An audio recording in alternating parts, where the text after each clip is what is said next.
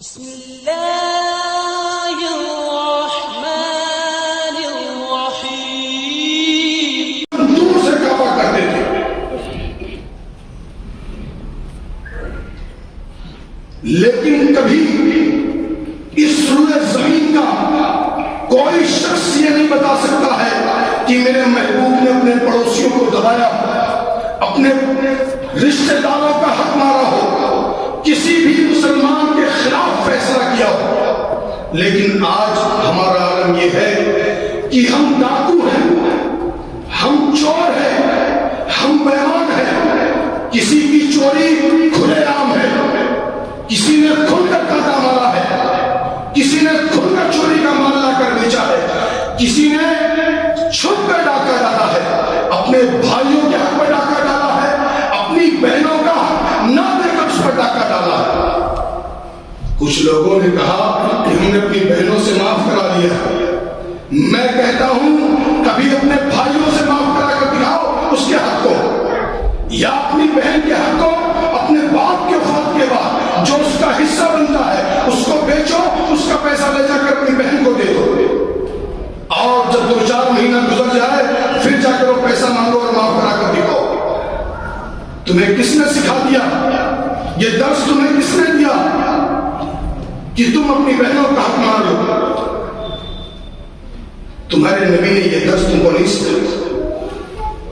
تمہارا نبی تو وہ تھا کہ جس کو دیکھ کر کافر یہ کہتے تھے کہ یہ امین و صادق چاہ رہا ہے، جس نے زندگی میں کبھی کوئی خیانت نہیں کی، جس نے زندگی میں کبھی کوئی جھوٹ نہیں بولا، کافر اس کی گواہی دیا کرتے ہیں۔ آج مسلمان یہ کہتے ہیں کہ مارواڑی بہت اچھا ہے، بڑا نیک ہے، کاروبار میں جو پیسہ لگاتا ہے ایمانداری سے واپس دیتا ہے۔ آخر مسلمانوں کے بارے میں یہ کیوں نہیں کہا جاتا؟ تجارت کا سارا ہنر میرے محبوب نے سکھایا، اور نیک کوئی اور ہو جائے ایسا نہیں ہو سکتا۔ مسلمانوں کو بدلنا پڑے گا، اپنے آپ میں تبدیلی لانی ہوگی۔ سنو، میں بار بار یہ بات کہتا ہوں کہ ہم علماء کی جماعت کو آپ بلاتے ہو، اچھی اچھی باتیں سنتے ہو، پہرے داری کرواتے ہو، اس کے بعد ہم سنا کر اپنے گھر چلے جاتے ہیں، تم سن کر اپنے گھر جاتے ہو، تم ساری چیزیں بھول جاتے ہو، اور افسوس افسوس کہ ہم بھی بے عمل ہو جاتے ہیں۔ شاید اسی لیے ہماری باتیں اثر نہیں کرتی۔ مسلمانوں، تمہیں کیا بتلاؤں کہ تمہارا نبی وہ ہے کہ جس کو دیکھ کر دنیا یہ کہتی تھی کہ اس سے زیادہ حسین بچہ اس روئے زمین پر پیدا نہیں ہوا۔ کہنے والے نے کہا کہ یا صاحب الجمال و یا سید البشر من وجهك المنیر لقد نور القمر لا يمكن الصناع كما كان حقه بعد از خدائے بزرگ توئی قصت مختصر۔ حسن و جمال کا عالم یہ تھا کہ لوگ دیکھ کر حیران رہ جاتے تھے۔ علماء کی جماعت بیٹھی ہے، پوچھو میرے نبی کو دیکھ کر کوئی اس کے چہرے پر اپنی نگاہوں پر ٹکا نہیں پایا ہے، کوئی اپنی نگاہوں پر اس پر جمع نہیں پایا ہے۔ جانتے ہو کیوں؟ کہ میرے نبی نے اپنی زندگی میں جو بھی کام کیا، جو بھی کام بتلایا، پوری ایمانداری سے، پورے حسن خوبی سے بتلایا۔ آج ہم بے صبرے ہو جاتے ہیں، ہمارا صبر ہم کھو بیٹھتے ہیں۔ اگر ہمارا غلام، ہمارے نیچے کام کرنے والا نوکر اگر کوئی غلطی بیٹھ کر بیٹھے تو جو سلجھے ہوئے لوگ ہیں وہ اسے ڈانٹتے ہیں، چلاتے ہیں۔ جو تھوڑے سے بے عقل لوگ ہیں، بدماش تاجر ہیں، وہ گالیاں دیتے ہیں۔ مجھے بتاؤ، کیا میرے محبوب نے اس کا طریقہ بتلایا یا نہیں بتلایا؟ حضرت انس رضی اللہ تعالیٰ عنہ نے 10 سال تک میرے نبی کی خدمت کی ماں نے دعا مانگا جب وہ پیٹ میں تھے کہ اللہ اگر تو نے بچہ عطا کیا تو تیرے نبی کی خدمت کے لیے وقف کر دوں گی. کیا کہا؟ اللہ اگر تو نے بیٹا عطا کیا تو تیرے نبی کی خدمت کے لیے وقف کر دوں گی. آج مائیں دعائیں مانگتی ہیں اللہ بیٹا عطا کر دے، ڈاکٹر بناؤں گی، انجینئر بناؤں گی، تاجدار بناؤں گی، تاجور بناؤں گی. اللہ مجھے بیٹا دے دے، اپنے بوڑھے کا سہارا بناؤں گی، اپنے بڑھاپے کا سہارا بناؤں گی. وہ کیا مانگی؟ اس نے دعا مانگا اللہ بیٹا عطا کر دے، تیرے نبی کی خدمت کے لیے وقف کر دوں گی. اور مورخین نے لکھا، سیرت میں نگاروں نے لکھا کہ 10 سال کا خدمت کی ہے. علماء سے جا کر پوچھو کہ 10 سال کے اندر کبھی میرے نبی نے اپنے خدمت گزار کو کبھی گالیاں دی ہے کیا؟ کبھی برا بھلا کہا ہے کیا؟ حضرت انس رضی اللہ تعالیٰ عنہ سے لوگوں نے پوچھا کہ 10 سال تک آپ نے خدمت کی، کبھی اپنے نبی کو برا بھلا کہتے ہوئے سنا؟ اپنے نبی کو کیسا پایا اپنے زندگی میں؟ کہا کیا بتا دوں تمہیں کہ میں نے اپنے نبی کو کیسا پایا. کہا بعض دفعہ ایسا ہوا مٹی کا برتن لے کر جا رہا تھا وضو کرانے کے لیے، ہاتھ سے پھسل کر زمین پہ گر گیا اور برتن ٹوٹ گیا. دل دھڑکنے لگا کہ کائنات کا امام کیا کہے گا. لیکن جب نگاہیں اٹھی، چہرے پر مسکراہٹ کو دیکھا تو زخمی دل پر فوہے رگ اٹھے کہ محبوب ہو، مالک ہو، آقا ہو تو ایسا ہو.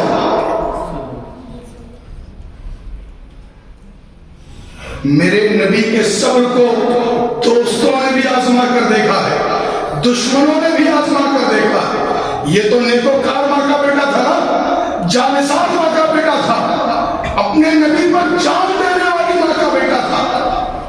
میرے نبی کو تو اس نے بھی آزما کر دیکھا، جو نہ جانثار تھا، جو نہ یار تھا، نہ وفادار تھا، بزامِ خود، بزامِ خواہش، کمانڈر تھا، جرنیل تھا، تاجدار تھا، تاجور تھا. پکڑ کر لایا گیا، مسجد نبوی کے کھمبے سے باندھ دیا گیا. رؤوف الرحیم کو خبر دی گئی کہ یہ کائنات کے امام سمامہ بن اسال پکڑ کر لایا گیا ہے، یمامہ کا گورنر پکڑ کر لایا گیا ہے، مسجد نبی میں باندھ دیا گیا ہے. آپ آئیے تشریف لائیے. کائنات کے امام تشریف لاتے ہیں، دیکھتے ہیں اٹھی ہوئی نگاہیں، اکڑی ہوئی گردن، چوڑا سینہ، ستو گرز کی حکمرانی کے جتنے عیب پائے جاتے تھے سب اس میں موجود تھے. قریب گئے، کہا امامہ کیسے ہو؟ کہا گرفتار کر کے کہتے ہو کیسا ہوں؟ کہا اے امامہ ناراض نہ ہو. اپنے یاروں سے پوچھا، کہا امامہ کو کوئی تکلیف پہنچائی؟ کہا یا رسول اللہ کوئی تکلیف نہیں پہنچائی ہے، صرف گرفتار کر کے ہی لائے اور کھمبے سے باندھ دیا. کہا امامہ میری طرف دیکھو. امامہ نے کہا نہیں دیکھتا. ان تقتل تقتل زمین وان تنعم على منعم، اگر مجھے قتل کر دو گے تو میرے قتل کا بدلہ لیا جائے گا. نہیں دیکھتا تمہاری طرف. کہا بڑا سخت مزاج کا لگتا ہے. کہا امامہ ناراض نہ ہو، میرے چہرے کی طرف دیکھ لو. کہا کیا دیکھوں تیرے چہرے کو؟ میں نے روم اور فارس کے بادشاہوں کے چہرے کو دیکھا ہے، میں نے مصر اور یونان کے بادشاہوں کے چہرے کو دیکھا، تیرے چہرے کی طرف کیا دیکھوں؟ اور کیا کہا جانتے ہو؟ لم ارا وجہا اقبح من وجہک علی وجہ البصیرہ. کیا کہا؟ لم ارا وجہا اقبح من وجہک علی وجہ البصیرہ، کہ میں نے اس روئے زمین پر تجھ سے بدترین چہرہ کسی کا نہیں دیکھا ہے. نعوذ باللہ. کیا کہا؟ تجھ سے بدترین چہرہ میں نے نہیں دیکھا ہے. اس نے نبی کا چہرہ ہی نہیں دیکھا، اسے پتا ہی نہیں تھا یہ کون ہے. اس کے بارے میں کہہ دیا جس کے بارے میں کہنے والے نے کہا تھا حسن یوسف دم عیسیٰ ید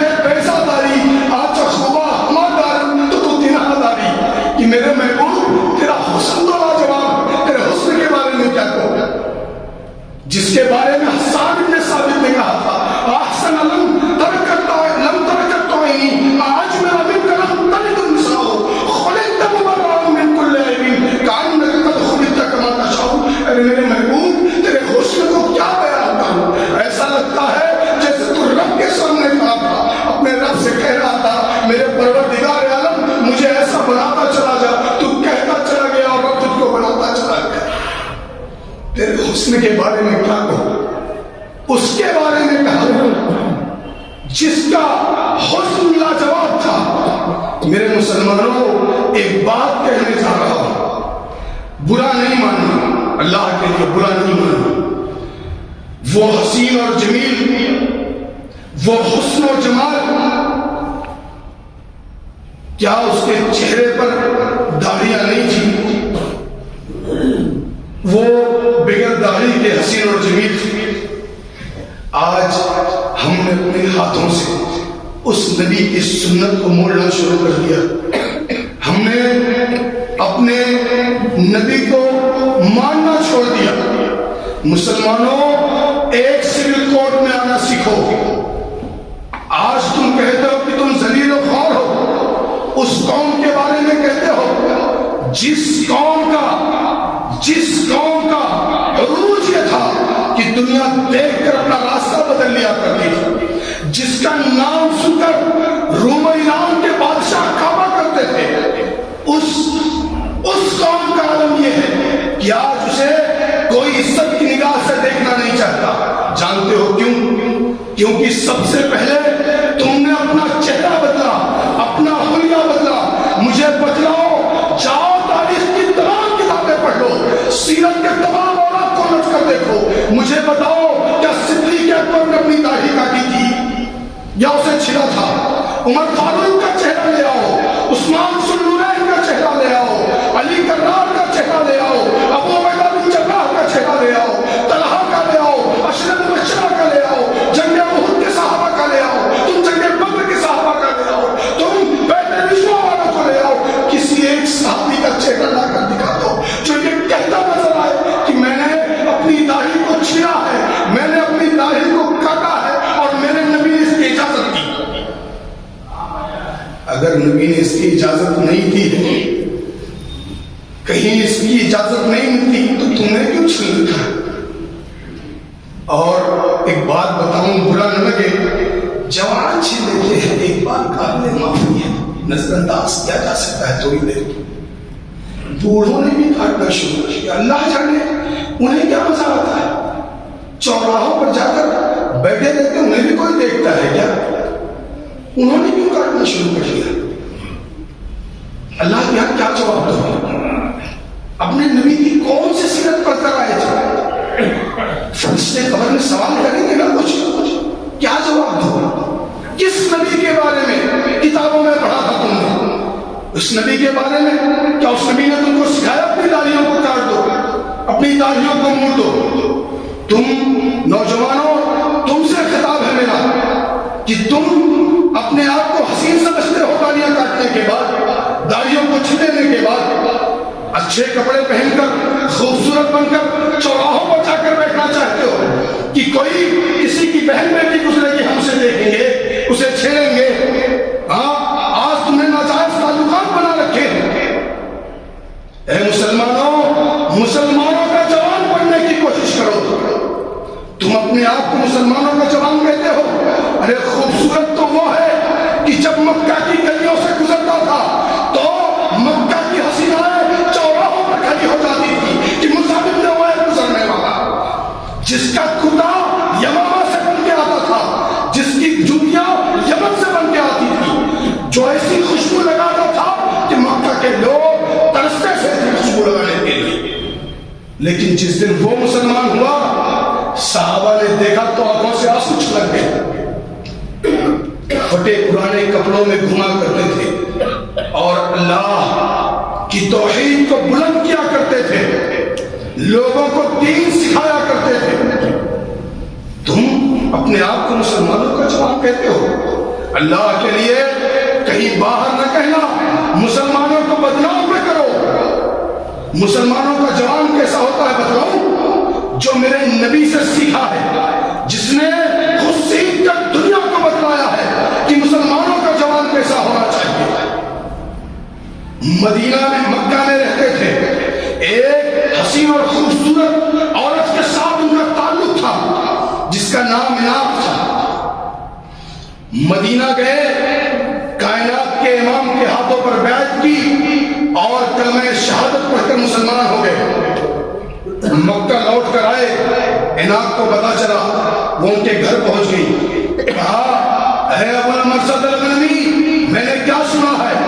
کہا عناب میرے گھر سے باہر نکل جا، میں اپنی نگاہوں کو اٹھا کر اگر تیری طرف دیکھوں گا تو یہ میرے مذہب اسلام کی توہین ہوگی، اور اگر میں نے تجھے چھو دیا تو میرے محبوب محمد صلی اللہ علیہ وسلم کی توہین ہوگی۔ سن، میں نے اسلام قبول کیا ہے، اور مسلمان کسی غیر محرم کی طرف نگاہ اٹھا دے یہ اس کے مذہب کی توہین ہے۔ مسلمانوں کا جوان ایسا ہوتا ہے، مسلمانوں کا جوان بننے کی کوشش کرو۔ آج جب اپنے بزرگوں کو کہتے ہیں اپنے بچوں کی تربیت کرو تو کہتے ہیں عمر ہی کیا ہے، ابھی 16-17 سال کی عمر ہے، 18 سال کی عمر ہے، 20 سال کی عمر ہے، بچے کو بھی کیا دین سکھائے؟ تو مسلمانوں، اللہ کے لیے اپنی تاریخ کو پڑھو۔ 17 سال 18 سال کی عمر میں تمہارا جوان سپہ سالار بن کر آتا تھا۔ 22 سال کی عمر میں عبداللہ ابن مسعود رضی اللہ تعالیٰ عنہ قاصد القضاء کے عہدے پر فائز تھا۔ تم نے پوری دنیا کو اپنی جوانی میں بدلا ہے۔ مذہب اسلام کی تاریخ اٹھا کر دیکھو، کبھی تو پڑھو اپنی تاریخ کو۔ کسی نے بہت بہترین بات کہی تھی، اگر کسی قوم کا، کسی قوم کو، کسی مذہب کو، کسی دین کو، کسی جماعت کو، کسی قبیلے اور خاندان کو اگر نصف و نابود کرنا چاہتے ہو تو اس کا تعلق اس کے تابناک ماضی سے کاٹ دو، اس کے روشن ماضی سے کاٹ دو۔ ہم نے خود اپنے ماضی کو پڑھنا چھوڑ دیا، اس لیے آج ہمیں ایسا لگتا ہے کہ ہم سب سے غلط ہے، اس لیے ہمارے دل میں گناہ کرنے کی امنگیں اٹھتی ہیں۔ ہم نے اپنے نبی کی سیرت کو پڑھنا چھوڑ دیا، وہ نبی جس نے یہ سکھلایا کہ اے مسلمانوں کی جماعت سنو، قیامت کے دن حشر کے میدان میں جب اتنا سختی کا عالم ہوگا کہ لوگ یہ کہیں گے اللہ پوری دنیا کو لے لے، جہنم میں ڈال دے، اللہ مجھے بچا لے۔ میری ماں سنو، اللہ نے اگر اپنے کلام میں کسی کی مثال بیان کی ہے تو اس روئے زمین پر سب سے زیادہ محبت کرنے والی ماں کی مثال بیان کی ہے۔ اور کیا کہا جانتے ہو؟ فَإِذَا جَاءَتِ السَّاعَةُ يَفِرُّ الْمَرْءُ مِنْ أَخِيهِ وَأُمِّهِ وَأَبِيهِ۔ ماں بھاگے گی اپنے بیٹے سے، کس بیٹے سے جانتے ہو؟ جس لختے جگر کو اپنے سینے سے چمٹا کر رکھا، خود کیلے میں سو کر سوکھے میں اس کو سلایا، اس ماں سے بھاگے گی، اس بیٹے سے بھاگے گی۔ اس بیٹے کا عالم بیان کیا، اس ماں کا عالم بیان کیا اللہ نے۔ کہا کہ تم دیکھو گے اس دن اپنی آنکھوں سے کہ اس دن دودھ پلانے والی عورتیں اپنے بچوں کو، دودھ پیتے ہوئے بچوں کو اپنے سینے سے چھڑا کر پھینک دیں گی۔ ایسا عالم ہوگا۔ اس دن ایک پروٹوکول ملے گا، کس کو ملے گا؟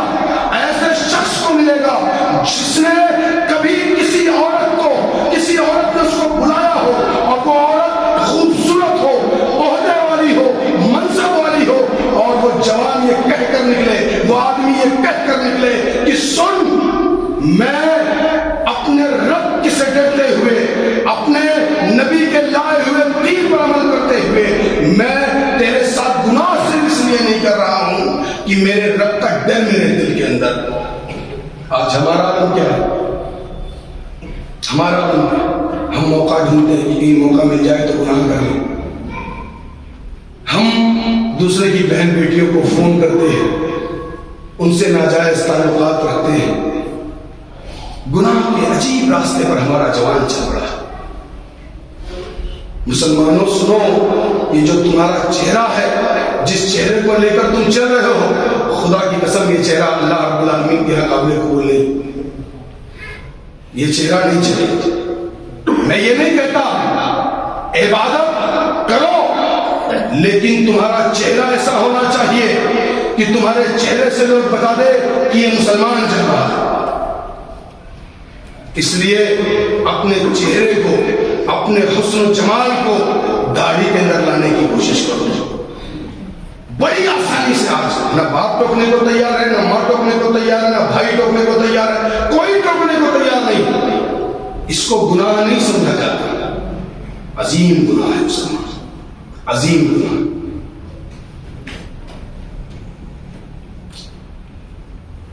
اس لیے اپنے آپ کو ایسا حسین بناؤ جیسے اللہ کے رسول صلی اللہ علیہ وسلم نے حسن بنایا۔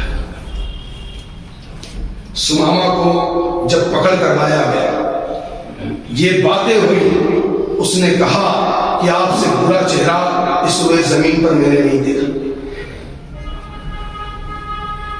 صحابہ کرام کھڑے تھے، حیران ہو گئی دنیا۔ صحابہ کرام نے کہا اے میرے محبوب ایک اشارہ کر دو۔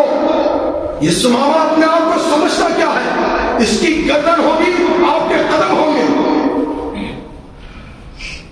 مسکرانے والے محبوب مسکرائے اور کہا اے سمامہ میرے شہر کی طرف نہیں دیکھتے نہ صحیح، میری طرف نہیں دیکھتے نہ صحیح، میرے شہر کی طرف تو دیکھ لو۔ کہا کیا دیکھوں تیرے شہر کی طرف؟ میں نے روم اور فارس کی بستیاں دیکھی ہیں، میں نے روم اور فارس کی بستیاں دیکھی، تیری بستی میں کیا رکھا؟ کس کے بارے میں کہا جانتے ہو؟ جس کے بارے میں عرش والے نے کہا تھا والتین والزیتون وطور سینین وہذا البلد الامین۔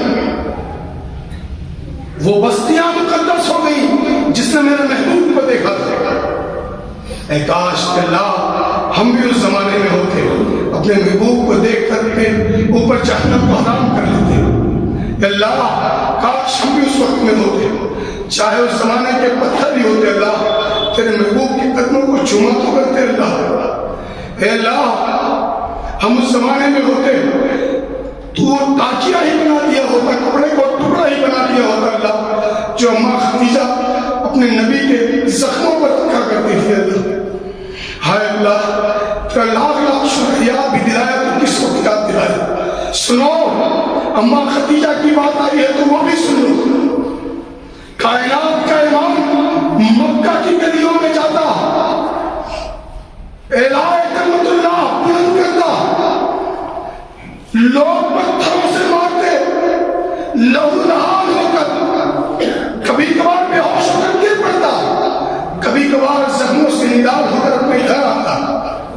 اماں خدیجہ پوری دنیا کی ماں کو یہ سبق سکھا رہی ہے کہ جب شوہر کاروبار سے تھک کر اپنے گھر آئے تو اس کی حوصلہ افزائی کیسے کی جائے، اسے سنبھالا کیسے جائے۔ ہر قابل آدمی کے پیچھے اس کی بیوی کا بڑا ہاتھ ہوتا ہے۔ کائنات کے امام پر جب جبرائیل علیہ السلام پہلی بار وحی لے کر آئے تھے، کب کبھی داڑھی ہو گئی تھی، چادر اوڑھ کر سو گئے تھے، لیکن اماں خدیجہ ہمت نہیں ہاری تھی، اپنے محبوب کو اٹھایا، اپنے چچا زاد بھائی ورقہ بن نوفل کے پاس لے کر گئی، پورا ماجرا بتایا، کہا ایسا ایسا ہو گیا ہے۔ کہا اے محمد صلی اللہ علیہ وسلم، کہا وہ دن آئے گا جب تیری قوم تجھ کو نکال دے گی، جب تیری قوم تجھ کو تیرے شہر سے نکال دے گی، اور وہ دن بھی آئے گا جب تیری طاقت کے سامنے روم اور ایران کے فوجوں کے دل پالا پالا ہو جائیں گے، ان کے پشتے پانی ہو جائیں گے، وہ دن بھی آنے والا۔ اماں خدیجہ اپنے گھر لے گئی، اپنے شوہر کو ہمت دلائی، اور جب مار کر کہا کر اپنے گھر آتے تو ان کے زخموں کو صاف کیا کرتی تھی اور کہا کرتی تھی واللہ لا تخزیک اللہ ابدا۔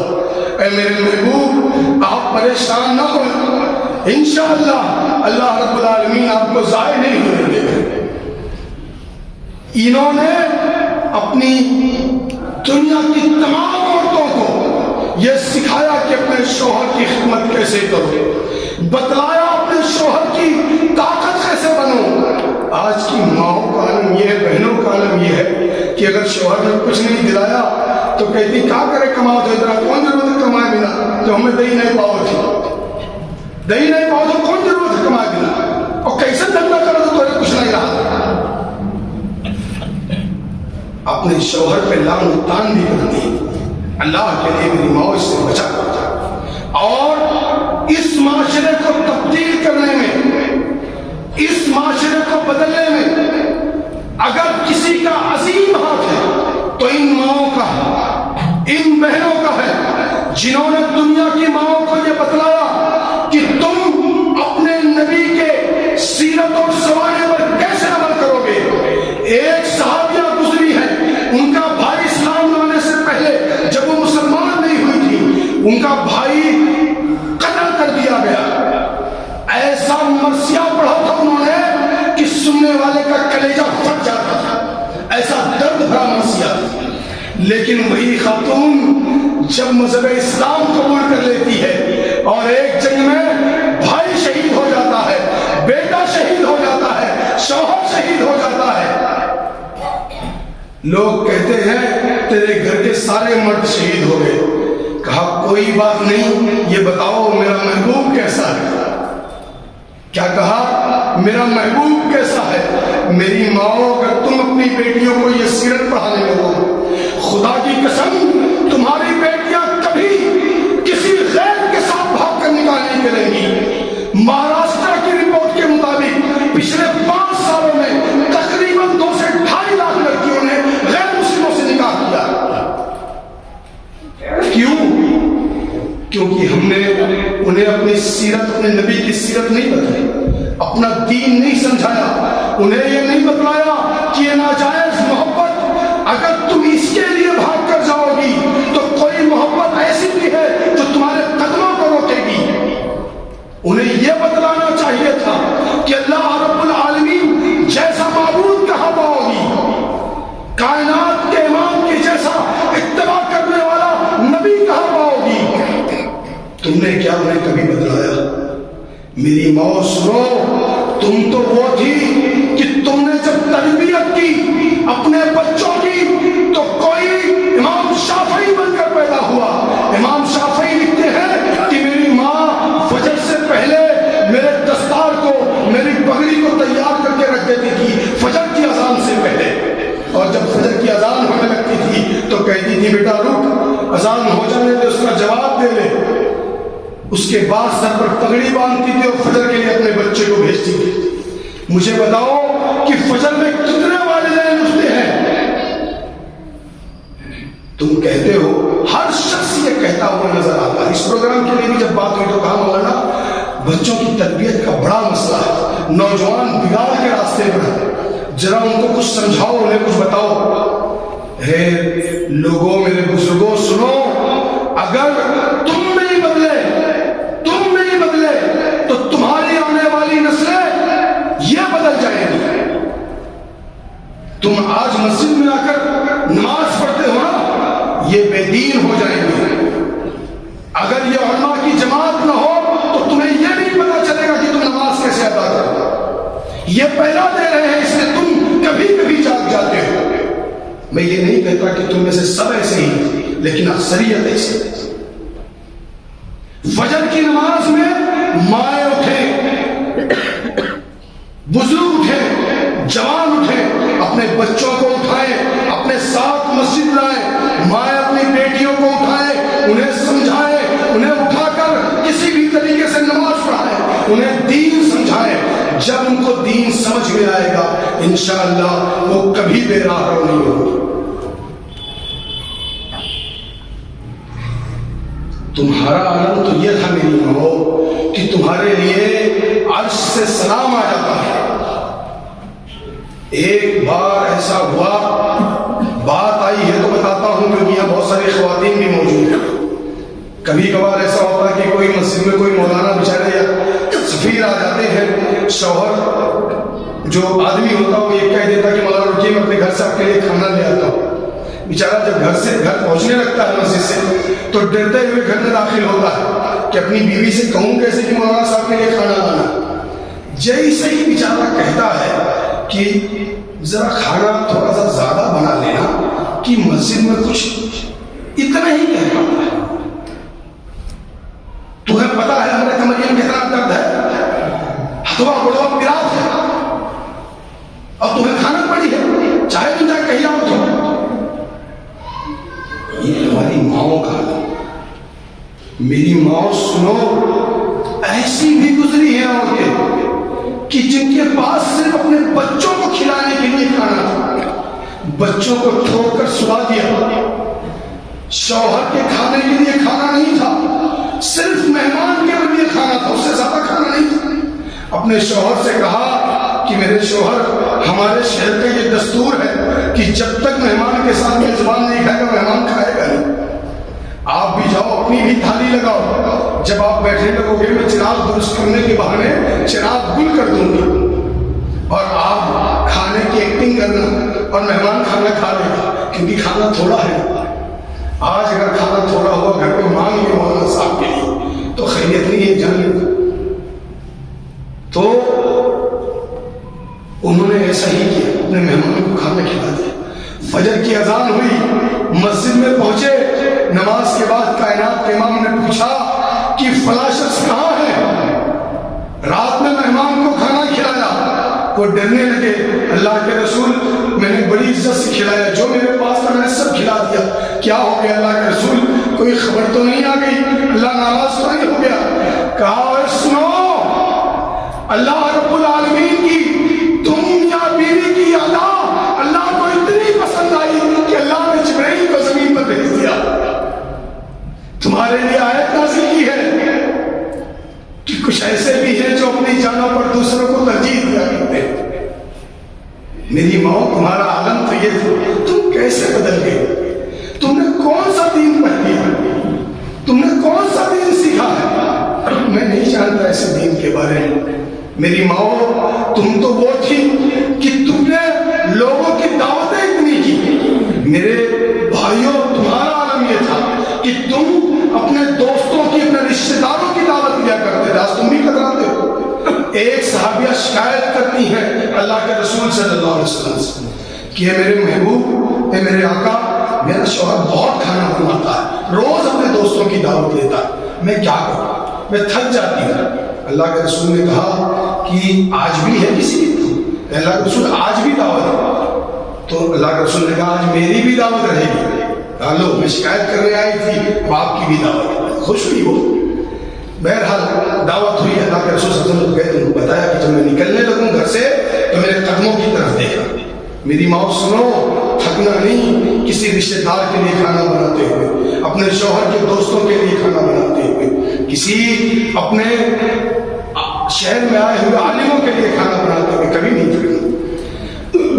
اللہ کے رسول صلی اللہ علیہ وسلم جب گھر سے نکلنے لگے تو وہ صحابیہ اللہ کے رسول صلی اللہ علیہ وسلم کی قدموں کی طرف دیکھ رہی تھی. جب کائنات کا امام دروازے سے باہر نکل رہا تھا تو گھر سے سارے مضر جانور باہر نکل رہے تھے. سانپ باہر جا رہا, بچھو باہر جا رہا ہے, سارے جانور, مضر جانور باہر جا رہے ہیں. تو اس عورت کو بات سمجھ میں آئی صحابیہ کو کہ جب مہمان گھر میں آتے ہیں تو اللہ کی برکت آتی ہے. اس لیے میری ماں اس کا خیال رکھا کرو. اور بات, وقت ختم ہو جائے گا, بات باقی رہ جائے گی. سمامہ بن اسال نے کہا کہ نہیں دیکھتا تیرے شہر کی طرف جا. زمین گوش پر آواز, آسمان ساکن تھا بیچارہ, زمین سہمی پڑی تھی, آسمان ساکن تھا بیچارہ. صحابہ کرام کے ہاتھ تلواروں کے دستے پر موجود تھے کہ کائنات کے امام اب ایک بار کہہ دو. سمامہ اتنی سختی سے کہہ رہا ہے, ایسے لہجے میں آپ سے بات کر رہا ہے, ایک اشارہ کر دو ہم اس کی گردن کاٹ دیں گے. یہ کیا سمجھتا ہے اپنے آپ کو؟ ہوگا اوپر اپنے ملک کا. ہم اپنے نبی کے سامنے کسی کی کوئی حیثیت نہیں رکھتے. آسمان طیبہ نے دیکھا, مسجد نبوی کے صحن نے دیکھا, اس ستون نے دیکھا جس سے ثمامہ بندھے ہوئے تھے. مسکرانے والا آقا مسکرایا اور کہا ہے میرے ساتھیوں, بڑے شہر کا حکمراں ہے, نہیں مانتا نہ صحیح، لے جاؤ اسی عزت کے ساتھ مسجد نبوی سے باہر چھوڑاؤ۔ صحابہ کرام ثمامہ بن اسال کی رسی کو کھولنے لگے، ہاتھ بندھا ہوا تھا، کھولنے لگے۔ ثمامہ بن اسال جب چلنے لگے تو دل میں ایک خیال ہے، کہا بڑے تاجدار دیکھے، بڑے حکمرانوں سے پالا پڑا ہے، بڑے سلطانوں کو دیکھا ہے، بڑے بڑے ملک کا دورہ کیا ہے، کبھی اتنے حوصلے والا حکمران نہیں دیکھا، کبھی اتنے ہمت والا تاجدار نہیں دیکھا، کبھی ایسا رہبر رتبہ نہیں دیکھا جس نے دشمن کو اپنے ہی ملک میں آنے کے بعد، اپنے شہر میں آنے کے بعد اور گالیاں سن کر مسکرا کر بھیج رہا۔ اور اس کے بعد میں نہیں کہتا ثمامہ کیا کہتے ہیں ان سے سنو۔ کہا دل میں خیال آیا کہ ایک بار دیکھ تو لوں کیسا دیکھتا ہے، بس ایک نگاہ پہ ٹھہرا تو فیصلہ دیکھا۔ آنکھیں اٹھائی، کائنات کے امام جناب محمد رسول اللہ صلی اللہ علیہ وسلم کے چہرے کی طرف دیکھا۔ کس چہرے کی طرف دیکھا جانتے ہو؟ جس کے بارے میں ام معبد نے کہا تھا۔ اللہ کے رسول صلی اللہ علیہ وسلم جب مکہ سے ہجرت کر کے مدینہ جا رہے تھے تو ام معبد کے یہاں رکے تھے، راستے میں گھر تھا۔ کہا اے بڑھیا ماں کچھ کھانے کے لیے ہو تو دے دو۔ کہا نہیں کچھ نہیں ہے، میرا شوہر شکار پہ گیا ہے، ابھی کچھ ہے نہیں۔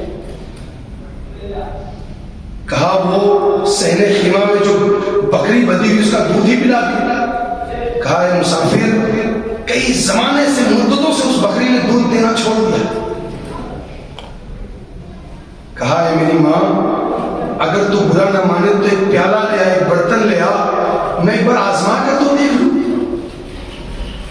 ام معبد کہتی ہے میں اپنے دل میں ہنسی لیکن چہرے پر رو اور جلال اتنا تھا کہ انکار نہیں کر سکی۔ گھر گئی، اندر گئی اور ایک پیالہ لے آئی چھوٹا سا، لا کر کائنات کے امام کے ہاتھ میں اس پیالے کو رکھا۔ کائنات کے امام نے مسکرا کر صدیق اکبر کو دیکھا، صدیق اکبر نے مسکرا کے کائنات کے امام کو دیکھا۔ بات اشاروں میں ہوئی، سمجھ آئی کہ ان کو پتا نہیں ہے کہ یہ کون آیا ہے، یہ وہ آیا ہے کہ جس طرف سے یہ گزرتا ہے اللہ کی رحمتیں اس طرف گزرنے لگتی ہیں۔ بکری کے تھن کی طرف، تھن پر جب ہاتھ لگایا تو ایسا معلوم ہوا کہ یہ بکری مدتوں سے اسی مسافر کے انتظار میں تھی۔ دودھ ایسے امڑ کے آیا جیسے ساون اور بھادو کے مہینے میں بادل امڑ کے آتے، ایسے امڑ کے آیا۔ اللہ کے رسول نے دودھ نکالا، صدیق اکبر کو پلایا، خود پیا اور دودھ نکالتے رہے یہاں تک کہ گھر کے سارے برتن بھر گئے۔ اس کے بعد اللہ کے رسول صلی اللہ علیہ وسلم جانے لگے۔ ام معبد نے کہا اے میرے چاند سے بیٹے آج رک جا، میرا شوہر شکار پہ گیا ہے، کچھ لے کر آئے گا، میں بناؤں گی تیرے لیے، تو کھانا کھا کر جانا۔ نبی نے کہا اے بڑھیا ماں میں جانے کے لیے نہیں آیا، میں پھر پلٹ کر آؤں گا، اور میں یہ بات کہتا ہوں کہ یہ بات میرے نبی نے نہیں کہی، اللہ نے کہلوائی۔ اللہ کو یہ منظور تھا کہ کائنات کے امام پھر پلٹ کر آنے والا ہے اور پھر پلٹ کر آئے گا۔ وہ چلے گئے، جو بات بتلانا مقصود ہے وہ یہ کہ جب وہ ابو معبد آئے گھر، رحمتوں کو برستا ہوا دیکھا، اپنے گھر میں روشنی دیکھی، گھر کو معطر دیکھا، تو پوچھا اے ام معبد کون آیا تھا، کون گیا ہے، یہ گھر اتنا روشن کیوں ہے؟ کہا اے ابو معبد میں یہ نہیں جانتی وہ کون تھا، کہاں سے آیا تھا، کیسا تھا، یہ سب مجھے کچھ نہیں پتا، بس صرف ایسا لگتا تھا کہ جیسے آسمانوں کا سردار تھا زمین پر اتر آیا تھا۔ اس کا چہرہ ایسا ہے۔ ثمامہ بن اسال کہتے ہیں کہ میں مدینہ سے دوڑتے ہوئے باہر نکلا، میں تیزی سے دوڑ رہا تھا کہ میں آزاد ہو گیا ہوں، لیکن میں آگے کی طرف دوڑ رہا تھا، میرا دل پیچھے کی طرف دوڑ رہا تھا۔ جتنی تیزی سے دوڑتا ہوا گیا تھا اس کی دگنی تیزی سے پلٹ کر واپس آیا اور مسجد نبوی میں آ کر کھڑا ہو گیا. دیکھا کہ مدینہ کا ماہ تمام ننگی زمین پر اپنے ساتھیوں کے ساتھ بیٹھا ہے. جا کر اس کے پاس کھڑا ہو گیا, نگاہ اٹھا کر انہوں نے دیکھا اور کہا اے سماما کیوں چلے آئے, ہم نے تو تم کو رہا کر دیا تھا. کہا واہ کیا اسیری ہے, کیا رہائی ہے میرے محبوب, رہا تو آپ نے تب کیا تھا جب میں نے آپ کے چہرے کو نہیں دیکھا تھا, اب میں آپ کا چہرہ دیکھ لیا ہوں, آپ کی زلفوں کا اسیر ہو گیا ہوں. اے میرے محبوب مجھے بھی آپ کلمہ پڑھا دیجیے. اور اسی دن انہوں نے اسلام قبول کیا. تم نے کیا سوچا نبی صاحب, تم نے کس کی سیرت پڑھی, تم نے نبی سے کیسی محبت کی ہے. اپنے آپ کو اہل حدیث کہتے ہو, اہل حدیث کہتے ہوئے شرم آنی چاہیے. اگر تم نے خود داڑھیاں کاٹی ہے, تم نے نمازوں کو چھوڑا ہے, تم نے اپنے بھائیوں کا حق مارا ہے, تم نے اپنے بہنوں کے حق وراثت کو دبا دیا, تم نے گناہ کیا ہے, تو ایک بات تم یہ جان لو کہ تم اہل حدیث نہیں ہو سکتے, کچھ اور ہو سکتے ہو. اہل حدیث کا یہ طور امتیاز نہیں. اہل حدیث نمازوں کو نہیں چھوڑ سکتا. میں قسم کھا کر کہتا ہوں, اللہ کے گھر میں کھڑا ہوں, میں کوئی ایسی حدیث نہیں جانتا کہ جس میں نبی سے ثابت ہو, صحابہ سے ثابت ہو کہ بے نمازی مسلمان ہو سکتا ہے. بے نمازی مسلمان نہیں ہو سکتا. اہل حدیث کیسے ہو سکتا ہے؟ نمازوں کو رواج دو, نمازیں پڑھو, خود بھی پڑھو, اپنی بیویوں کو جگاؤ, اپنے بچوں کو جگاؤ, ان کی تربیت کرو, ان کو سمجھاؤ, گناہوں سے بچو. یوپی کے لوگ اس لیے بات اور کہہ دیتے ہیں, یہ جو جہیز لیتے ہو نا, جو جہیز لیتے ہو نا شادیوں میں, دین سے دوری جو تمہاری ہو رہی, یہ ایک بڑی وجہ ہے. یہ مجھے بتاؤ کسی عالم دین نے یہ کہا ہو کہ یہ حلال ہو. بہت سارے لوگ کہتے ہیں کہ حضرت فاطمہ رضی اللہ تعالیٰ عنہ کو اللہ کے رسول صلی اللہ علیہ وسلم نے فلاں چیز دی تھی, اس لیے دیا جا سکتا ہے, اجازت ہے اس کی. نعوذ باللہ. اگر حضرت فاطمہ کو دیا تھا تو میں کلثوم کا بھی ذکر دکھا دو, رقیہ کا بھی ذکر دکھا دو, دکھاؤ کہ اللہ کے رسول نے انہیں بھی دیا تھا. اگر تمہارا داماد ایسا ہو جس کے پاس گھر نہیں ہے, کچھ نہیں ہے, وہ تمہارے ساتھ ہی رہتا ہے, اپنی بیٹی کا نکاح کرنا چاہتے ہو اسے, بالکل کر لے کر دو, ضرورت زندگی کے سامان لے کر دو. لیکن آج جو یہ فقیر ہو گئے ہیں, فقیروں کی طرح مانتے ہیں, اور میرے ماؤں میں تم سے خاص کر کے کہتا ہوں کہ تم سب سے بڑی وجہ ہو اپنے شوہروں کو جہنم میں بھیجنے کی. اگر تمہارے شوہر نے علماء کی باتوں کو سن کر انکار کر دیا کہ میں جہیز نہیں لوں گا, تو تم کیا کہو گی؟ بڑا آئے نیک بنے, بڑا نیک بنا ہے, پورا دین نہیں ملک اٹھائے ہیں, جہیز نہیں لی, کاہے نہیں لی ہے, الائی تو محمد ہی دیگا. ارے اپنا استعمال کری. گاڑی وہ چلاتی ہے, گاڑی وہ چلاتی ہے, کباٹ میں اس کا اکیلے کا کپڑا ہوتا ہے, جو 10-20 لاکھ روپیہ روکڑا ملتا ہے وہ اس کے پاس ہوتا ہے. مسلمانوں, اللہ کے لیے میری ماؤں اور بہنوں سنو, اگر تمہارے بیٹوں کا نکاح ہو رہا ہے, بیٹی والا مجبور ہوتا ہے, اگر تمہارے بیٹوں کا نکاح ہو رہا ہے, تم سامنے سے جا کر کہو کہ ہمارے گھر میں سب کچھ موجود ہے, ہمیں کسی چیز کی ضرورت نہیں ہے. آپ اپنی بیٹی کو 2-4 جوڑے کپڑوں میں بھیج دو, وہ ہمارے یہاں عزت سے رہے انشاءاللہ. لیکن ہمارا عالم اس سے بہت خراب ہے, خاص کر کے یوپی کے لوگ سب سے خراب. اور جوانوں, تم بھی تو اپنے ماں باپ کو سمجھا سکتے ہو کہ اماں ابا کیوں جہنم پال رہے ہو, کیوں جہنم کی آگ اپنے پیٹ میں پال رہے ہو, کیوں جہنم کی آگ خریدنا چاہتے ہو. اپنے گھر میں کسی چیز کی کمی ہے, ہر چیز اللہ نے دی ہے, کیوں فارچونر چاہیے, کیوں چاہیے کریٹا, کیوں کوئی گاڑی 4 ویلر سے گاڑی سے کم نہیں لیں گے. لالچ کا یہ کہ تم نے اپنے دین کو بیچ کھایا, اپنے نبی سے ثبوت دکھا دو. اپنے آپ کو کہتے ہو نا کہ ہم اہل حدیث ہیں، ہم قرآن اور حدیث کے سوا کچھ نہیں مانتے.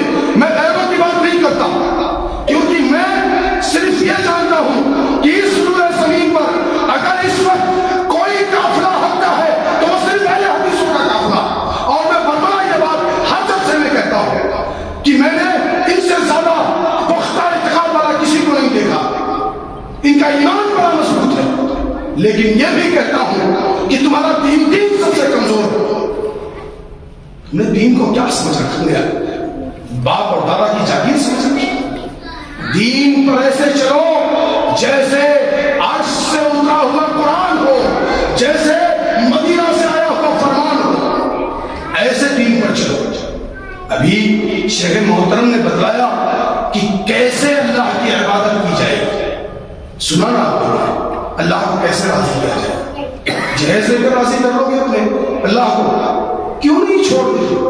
اور میں یہ کہتا ہوں کہ تم میں سے جس کی عمر زیادہ ہو گئی ہے، جہیز لے چکا ہے اللہ کے لیے، وہ اپنے سسرال والوں کو جہیز لوٹا دے، کیونکہ قیامت کے دن اس کا حساب ہوگا.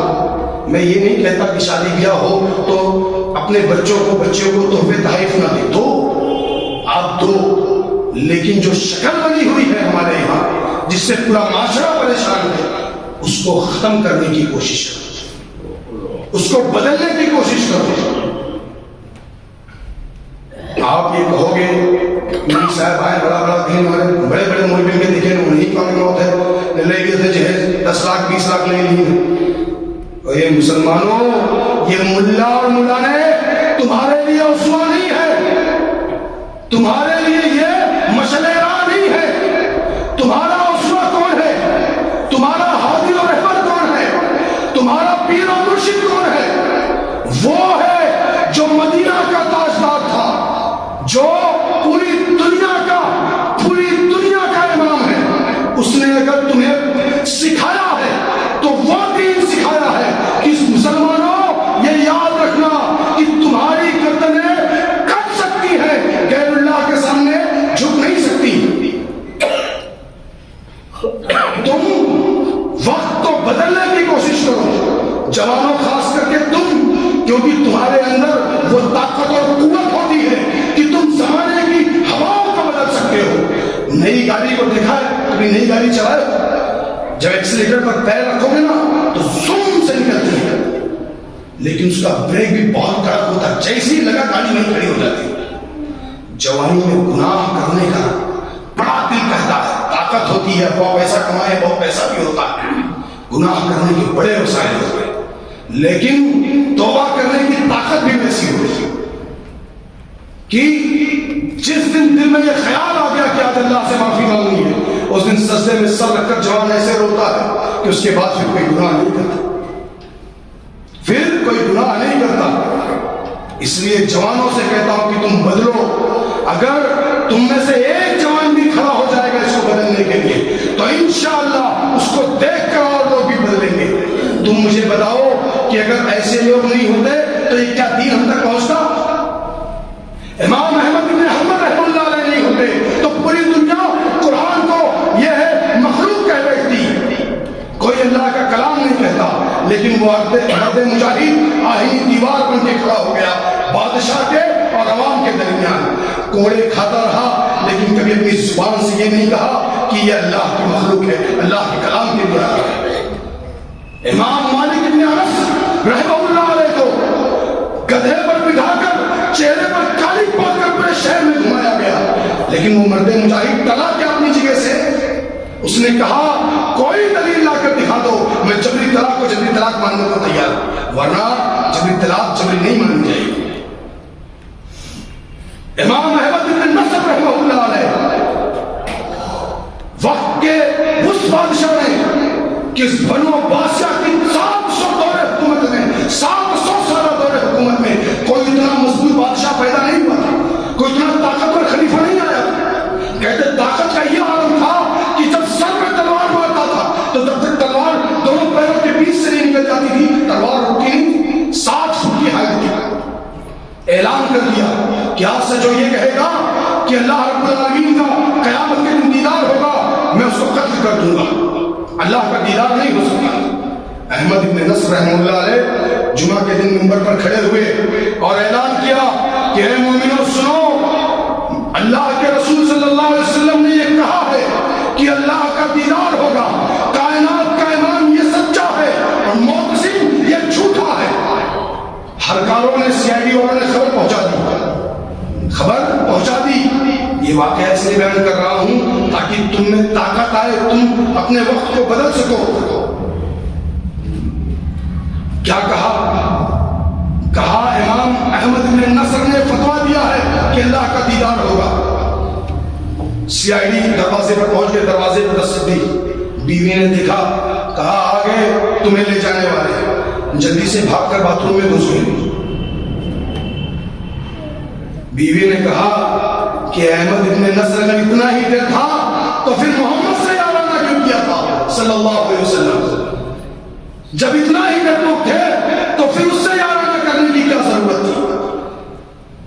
جو انسان خود مومن ہوتا ہے نا، اللہ اس کو بیوی بھی مرد مجاہدہ دیتا ہے، وہ بیوی بھی مومنہ ہوتی، شوہر کا قتل ہونے والا ہے لیکن چہرے پر بل نہیں پڑتے ہیں۔